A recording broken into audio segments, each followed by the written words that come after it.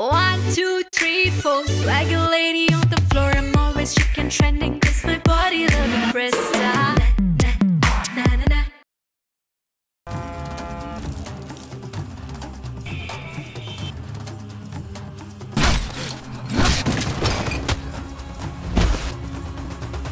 அர்ஜுன், நீ இப்போ எப்படி இருக்கியோ எப்பவுமே எப்படி இருப்பியா?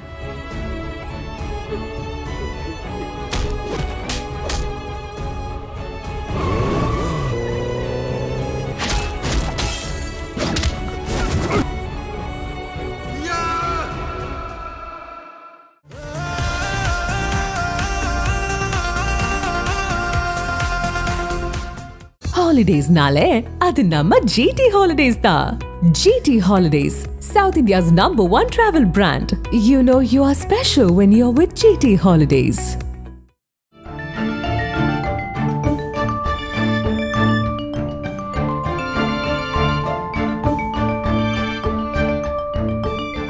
உங்கள் ஜீரண கோளாறுகளுக்கும் வயிற்றெரிச்சலுக்கும் சரியான ஒரு தீர்வு.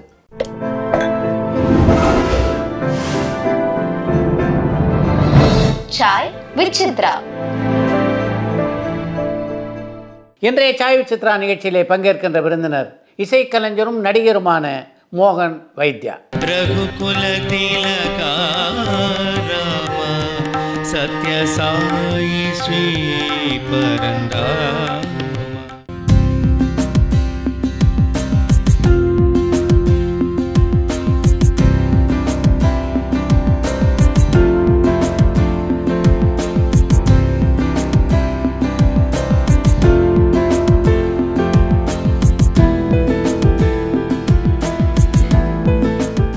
இயக்குனர் சிகரம் கே பாலச்சந்தர், பாலா, சங்கர் போன்ற பல முக்கியமான இயக்குநர்களோடு இணைந்து பணியாற்றுகின்ற வாய்ப்பினை பெற்றவர் மோகன் வைத்யா.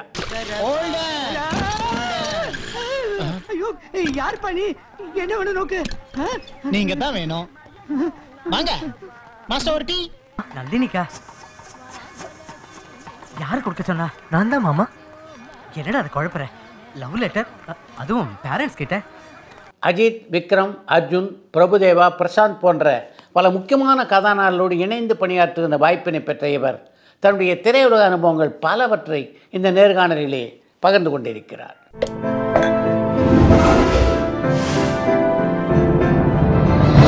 சாய் வித் சித்ரா.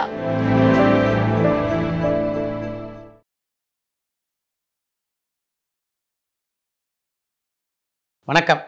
வணக்கம் சார். உங்கள் குடும்பமே இசை குடும்பம். அதனால் மோகன் வித்யாவுக்கு இசை வந்ததில் பெருசாக ஆச்சரியப்படுறதுக்கு ஒன்றும் இல்லை. எந்த காலகட்டத்தில் நடிப்பு துறையின்பால் நீங்கள் ஈர்க்கப்பட்டீங்க? சார், என்னுடைய சின்ன வயசுலேருந்தே எனக்கு நடிப்புன்னா ரொம்ப பிடிக்கும் எனக்கு ஆக்சுவலி. ஏன்னா ஸ்கூல்ஸ்லலாம் படிக்கும்பொழுது நிறையா மேடை நாடகங்கள், ஸ்கூல் டேக்கெல்லாம் நாடகங்கள் போடுறது, அதிலெல்லாம் ஆக்ட் பண்ணுறது, அது மாதிரியெல்லாம் ஸ்கூல்லேருந்து வெளியிலையும் அனுப்புவாங்க. காம்படிஷனுக்கெல்லாம் நாடக போட்டிக்கெல்லாம் அனுப்புவாங்க. அப்போலேருந்தே ஒரு ஈடுபாடு எனக்கு இருந்துகிட்டே இருந்தது. அதில் இசை அது லைஃப் டைமாகவே மாறிப்போச்சு. மியூசிக்குங்கிறது லைஃப் டைமாகவே மாறிப்போச்சு. அது அதுக்கு அந்த இசை குடும்பத்தில் பிறந்தது ரொம்ப பெரிய பாக்கியம். நான் பண்ணது ரொம்ப பெரிய புண்ணியம் பண்ணியிருக்கேன். அப்படி ஒரு ஃபேமிலியில் பிறந்தது. ஸோ அதில் திடீர்னு எங்கேயோலாம் போய், டெல்லி போய், அங்கே போய், இங்கே போய், எல்லாம் கல்கத்தாவில் போய் இருந்து, சிங்கப்பூரில் போய் இருந்து எல்லாம் பண்ணிவிட்டு டெல்லியில் 16 வருஷம் இருந்து சென்னைக்கு வந்தப்புறம் இந்த ராகம் சங்கீதம் ஷோ பண்ணினேன் ராஜ் டிவியில். ஆமாம். ஸோ அந்த ஷோ பார்த்துட்டு வந்த வாய்ப்புகள் தான் நிறைய எனக்கு. ஏன்னா அது 5 வருஷம் பண்ணினேன் ராகம் சங்கீதம். ஸோ 97ல் எனக்கு பாலா சாரோட சேது படம் தான் ஃபஸ்ட்டு வாய்ப்பு. ஜி ராமநாதன் என்ன உறவு உங்களுக்கு? ஆக்சுவலாக இசையமைப்பாளர் ஜி ராமநாதன் எங்கள் அம்மாவோட அக்கா ஹஸ்பண்டு, பெரியப்பா. ஓ, அருமை. சொந்த பெரியம்மாவோட ஹஸ்பண்டு பெரியப்பா. இன்ஃபேக்ட் நான், அண்ணா, உமாசேகர், நாங்கள் 3 பேரும் பிறந்து வளர்ந்தது அவருடைய வீட்டில் தான் ஆக்சுவலி. அவரோட மடியில் 4 வயசு 4.5 வயசு வரைக்கும் விளையாடிருக்கேன். அது அம்மா சொல்லுவாங்க, இந்த மாதிரி அப்படி உன்னை கொஞ்சுவார், இப்படி கொஞ்சுவார் அப்படின்னு சொல்லி அம்மா சொல்லுவாங்க. அந்த மாதிரி ஒரு பெரிய பாக்கியம் அது. ராமநாத பெரியப்பான்னு சொல்லும்போது எங்களுக்கு ஒரு பெரிய பெருமிதமாக இருக்கும் அது. உங்களுடைய பிரதர்ஸ் எல்லாருமே இசை தான் இல்லையா? ஒரு பக்கம் ராஜேஷ் வைதா வீணை வித்வானாக இருக்கார், இன்னொருத்தர் ட்ரம்மராக இருக்கார் இல்லையா? அடுத்த தம்பி எனக்கும் ராஜேஷ்க்கும் நடுவில் அசோக்னு அண்ணா, மூத்த அண்ணா பாஸ்ட் அவே 1 year ஆச்சு. அவன் அடுத்த தம்பியும் அசோக்னு பேர். அவன் வந்து பர்கஷன் எல்லாமே வாசிப்பான். கட்டம் எல்லாம் வாசிப்பான். இளையராஜா சார் வாய்ஸ் பாடுவான் கொஞ்சம். ஆமாம். நீங்கள் வாணி ஜெயராம் வாய்ஸில் பாடுவீங்களாமே? ஒரு காலம் சார் 27 வயசு வரைக்கும் வாணி ஜெயராம் அம்மா வாய்ஸ் பாடிட்டு இருந்தேன். கச்சேரியே பண்ணியிருக்கீங்களா சார்? நிறைய சார். காமேஷ் அண்ணாவோட நிறைய பண்ணியிருக்கேன். காமேஷ் ராஜா நீனா அவர் தானே லைட் மியூசிக் ஆரம்பிச்சது, அவர் தானே. சிவராஜ் ஆனந்த் நிறைய பாடியிருக்கேன் வாணி ஜெயராம் அம்மா வாய்ஸில். மல்லிகை மன்னன் மயங்கும், நாதமெனும் கோயிலிலே, 7 ஸ்வரங்களுக்குள், மேகமே மேகமே, நானே நானா, என்னெல்லாம் அந்த அம்மாவுடைய பாட்டுகள், பாடாத பாட்டுகளே கிடையாது. இருக்கா அந்த குரல்? ஒன்றும் வராது சார். மிஸ் பண்ணுறேன் ரொம்ப அந்த வாய்ஸ் நான். ஏன்னா ரொம்ப டிஃப்ரெண்ட்டாக இருந்திருக்கும். இப்போ நீங்கள் பாம்பேயில் பார்த்தீங்கன்னா அந்த ஒரு பையன் வந்து சின்ன வயசில் அந்த ஃபீமேல் வாய்ஸ் பாடி இன்னமும் பாடின்னு இருக்காரு. அதுவும் லதாஜியுடைய சத்தியம் சிவம் சுந்தர் அப்படி பாடுவார். நீங்கள் கண்ணை மூடி கேட்டிங்கன்னா லதாமா பாடுற மாதிரியே இருக்கும் அவர் பாடுறது. அந்த அம்மாவே அசந்து போயிருக்கா அவர் பாடுறதை கேட்டு. ஸோ அந்த வாய்ஸ் இப்போ வந்து ரொம்ப மிஸ் பண்ணுறேன் நான். நினைக்கும் போது ரொம்ப கஷ்டமாக இருக்கும். நீங்கள் திரைப்படத்தில் நடித்ததுன்னா முதல் படம் பாலாவுடைய சேது தானா? திடீர்னு ஒரு ஃபோன் கால், இந்த மாதிரி சர்மதா ப்ரொடக்ஷன்லேருந்து பேசுகிறோம், படம் பண்ணுறாங்க, உங்களை பார்க்கணுன்னு சொன்னாங்க அப்படின்னு. நான் வரேன், ஆஃபீஸ் எங்கே சொல்லுங்கள், வரேன் அப்படின்னு. அதுக்கப்புறம் நம்ம இது இருக்கு இல்லையா, ஜெமினி கிட்ட, ஜெமினி பில்டிங் இருக்கு இல்லையா, அங்கே தான் ஆஃபீஸ் இருந்தது.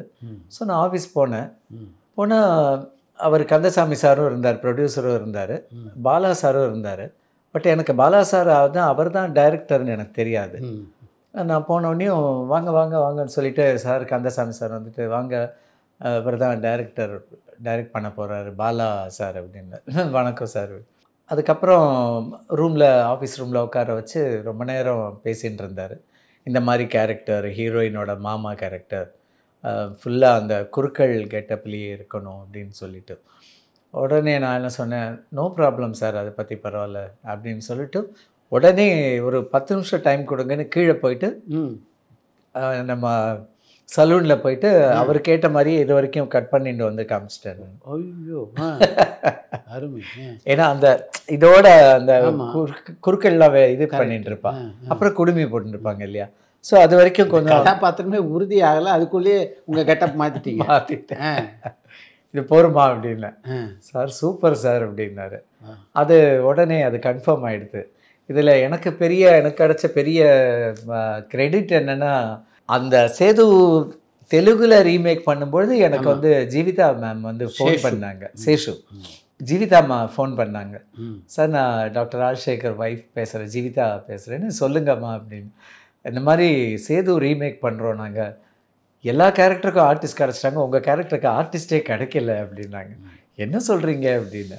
இல்லை சார், எங்களுக்கு நீங்கள் வந்து அந்த கேரக்டராகவே இருக்கீங்க, வாழ்ந்திருக்கீங்க. நீங்கள் சேதுவையும் பார்த்துட்டு எஸ்பி முத்துராமன் சார், நிறைய டைரக்டர்ஸ், நிறைய பேர் ரொம்ப பாராட்டினாங்க. சரி தெலுங்குலேயும் நான் சொன்னேன், தெலுங்கு தெரியாது எனக்கு அப்படின்னு. ப்ராம்ப்டிங் பண்ணால் பேசிடுவீங்க தானே? அது பேசிடுவேன் கண்டிப்பாக அப்படின்னு. அப்போது கன்ஃபார்ம் நீங்கள் தான் பண்ணுறீங்க, ஹைதராபாத்தில் தான் ஷூட்டிங் அப்படின்னு சொல்லிட்டு. ஸோ தெலுங்குலேயும் நான் தான் பண்ணேன். ரொம்ப நல்லா, ராஜசேகர் சாரும் ரொம்ப சிம்பிள் பர்சன், ரொம்ப ஃப்ரெண்ட்லியாக பேசிட்டு, ஜீவிதாமாவும் ரொம்ப ஃப்ரெண்ட்லியாக இருந்துட்டு ரொம்ப நல்லா டைரக்ட் பண்ணாங்க. அதுக்கப்புறம் அந்த சில ஷார்ட்ஸ் எல்லாம் அங்கே கும்பகோணத்துலேயே வந்து எடுத்தாங்க. அந்த இந்த போர்ஷன்லாம் அங்கே ஹைதராபாத்தில் அந்த இது இருக்குது, மெடிக்கல் காலேஜ். அது ஒரே ஒரு நாள் தான் அவர் ராஜசேகர் சாருக்காக கிடச்சிது பர்மிஷன் சொல்லிவிட்டு அங்கே வச்சுருந்தாங்க. அந்த ஹீரோயினை கொண்டு வந்து ட்ராப் பண்ணிவிட்டு பிரிட்ஜ் மேலே ஒரு வேலையாக பாடிட்டு. ஸோ அந்த சீன் அங்கே அந்த ஹாஸ்பிட்டல் இதில் தான் எடுத்தாங்க, காலேஜில். உங்களை அந்த கதாபாத்திரத்துக்கு எதனால் தேர்ந்தெடுத்தேன்னு பாலா சொன்னாரா? அந்த மேபி அந்த உருவ அமைப்பு, அந்த பிராமின் பாஷை, ஏன்னா ராகம் சங்கீதம் பார்த்துட்டு தான் அதெல்லாமே அவர் பிளான் பண்ணியிருக்காரு. ஐ திங்க் கந்தசாமி சாருடைய சஜஷன் தான் நினைக்கிறேன் நான். சாரை போட்டால் நல்லா இருக்குமே அப்படின்னு சொல்லிட்டு. அது ஒரு தனி எக்ஸ்பீரியன்ஸ் சார். பாலா சாரோட அந்த அவரோட டைரக்ஷன் நடிக்கிறது ஒரு தனி அனுபவம். அது ரொம்ப நல்லா இருந்துச்சு, ரொம்ப நல்லா இருந்துச்சு. ஏன்னா அப்போல்லாம் அவர் வந்து ரொம்ப கோவப்படவே இல்லை, கோவம்லாம் படலை. இப்போ மாதிரி இல்லைன்றீங்களா? எல்லாருக்கும் அந்த மாற்றங்கள் வரும் இல்லையா வாழ்க்கையில். நான் இதுலேயும் பண்ணேன் சார், நான் கடவுள்லேயும் பண்ணினேன். அதில் அந்த ஆர்யாவை தேடிட்டு அவங்க அப்பாவும் தங்கையும் வரும்போது ஒரு ஹிந்தி பண்டிட் ஹெல்ப் பண்ணுவார் பார்த்தீங்களா, அது நான் பண்ண கேரக்டர். காசிக்கு போய் 1.5 மாதம் ஷூட் பண்ணிட்டு வந்தோம். அருமை. கடைசியில் ஏதோ இதனால வந்து ப்ரொடியூசர் மாதிரி எல்லாம் ஆகி அதுக்கப்புறம் அந்த நான் நடித்தது எந்த போர்ஷனுமே வரல படத்தில். அப்புறம் ரீமேக் பண்ணியிருக்காங்க, அந்த சீன் எல்லாமே ரீஷூட் பண்ணியிருக்காங்க. சேது படத்தில் பார்த்த பாலாவும் நான் கடவுள் படத்தில் பார்த்த பாலாவும் என்ன வித்தியாசம் தெரியுது உங்களுக்கு? அவருடைய தாட்டு, அவருடைய அந்த திங்கிங் அதுலேயே தான் இருப்பார் ரொம்ப. பட்டு எங்கே கோவப்படணுமோ அங்கே கோவப்பட்டு தான் ஆகணும். ஏன்னா நம்ம நல்லா நடிப்போன்னு சொல்லி தான் நம்மளை கூப்பிட்ருக்காங்க. ஸோ ஒரு 3-4 டேக் போகும்போது கொஞ்சம் ரொம்ப கத்தி அப்படிலாம் பண்ணலை. அவர் எங்கள்கிட்டலாம் ரொம்ப கோச்சிக்கவே இல்லை. ஆக்சுவலி எனக்கு தெரிஞ்சு இப்போ இந்த வணங்கான் படத்துக்கு கூட ஏதோ டிஸ்கஸ் பண்ணணும்னு ஆஃபீஸ்க்கு வர சொல்லியிருந்தார். போனீங்களா? போயிருந்தேன். ஏதோ அந்த மியூசிக்கல் விஷயமா டிஸ்கஸ் பண்ணணும் அப்படின்ட்டு போயிருந்தேன்.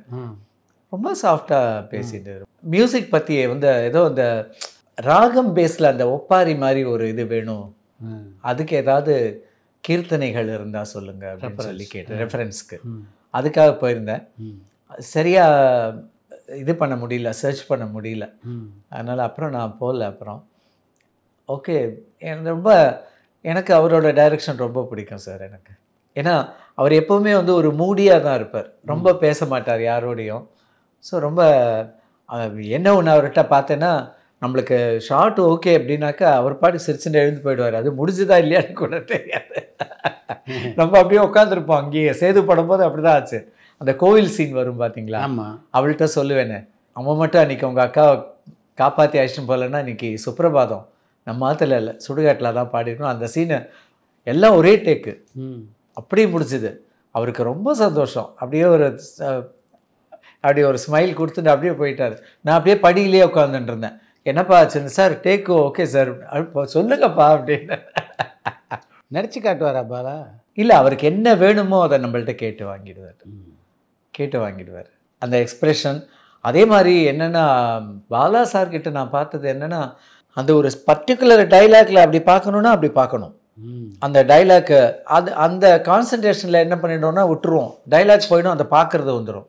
இல்லைன்னா பார்க்குறது போயிடும், டைலாக் இருக்கும். அப்போ தான் கொஞ்சம் டென்ஷன் ஆகிடும், நம்மளுக்கும் டென்ஷன் ஆகிடும், அவரும் டென்ஷன் ஆகிடும். சார் அங்கே அந்த இடத்துல அங்கே பாருங்கள் சார், எனக்கு அது வேணும் அப்படிம்பார். ஸோ கேட்டு வாங்கிடுவார். அந்த ராகம் சங்கீதம் பீரியடில் தான் எனக்கு கேபி சார்கிட்டேருந்தும் அழைப்பு வந்தது.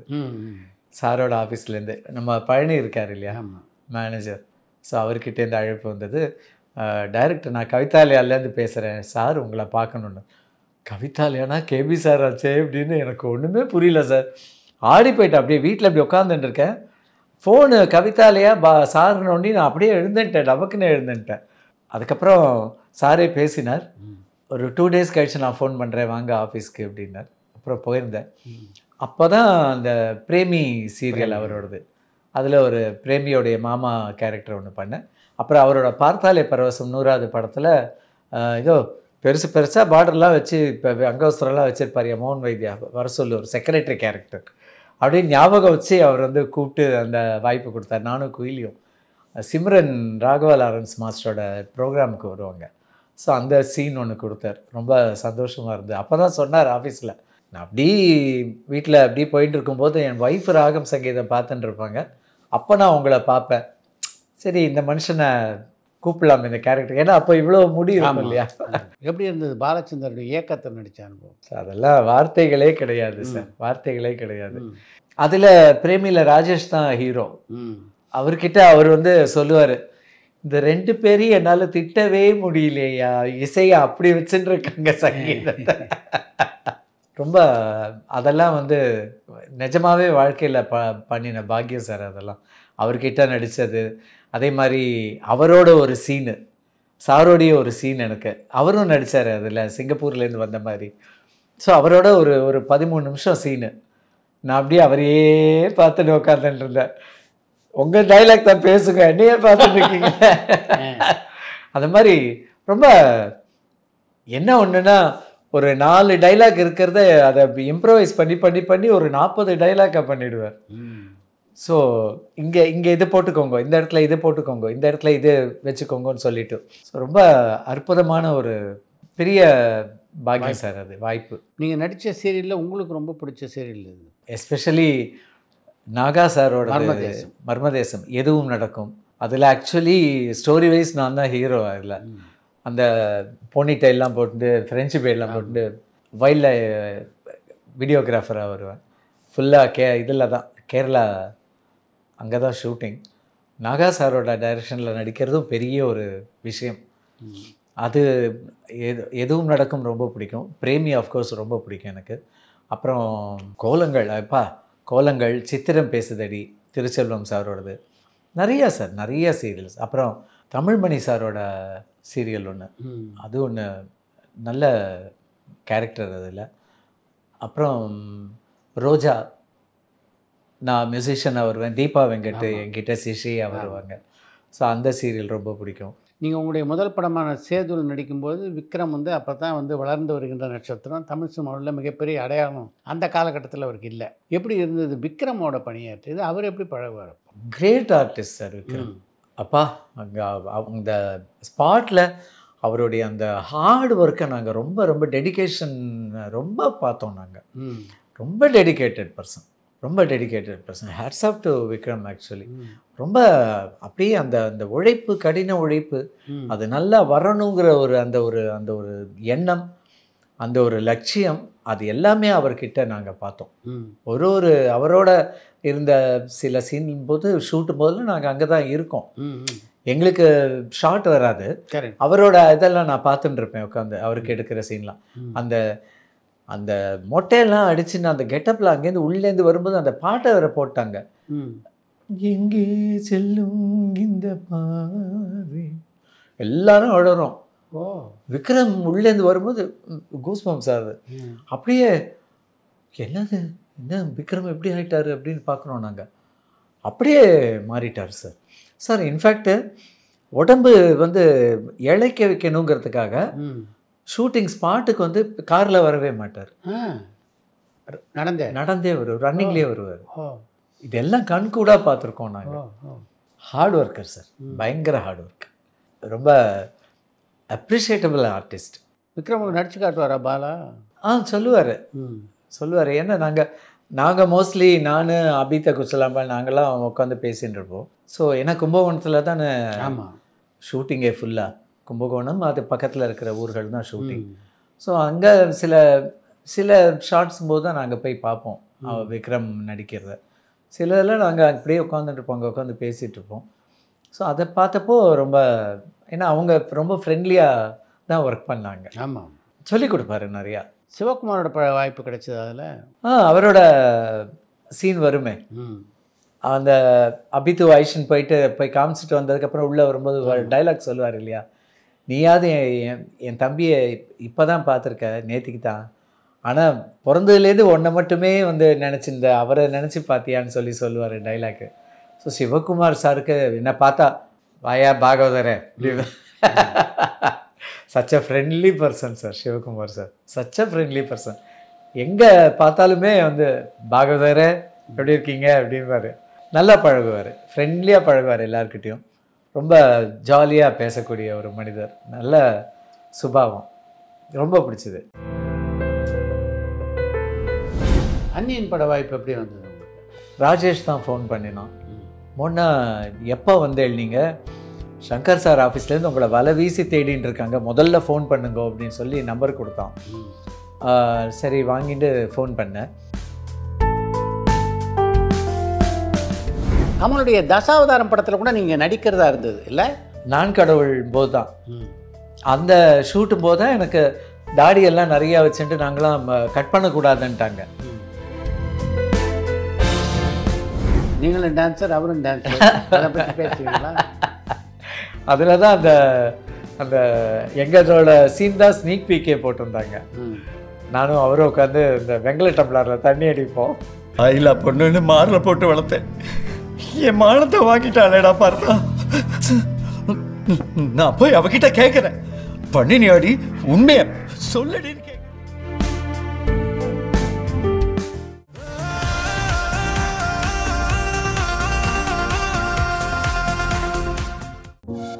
பரபரப்பான சினிமா செய்திகள், நட்சத்திரங்களின் பேட்டிகள், சினிமா வரலாறு ஆகியவற்றை பார்க்கவும் படிக்கவும் உங்களுக்கான இணையதளம் tourantalkies.co.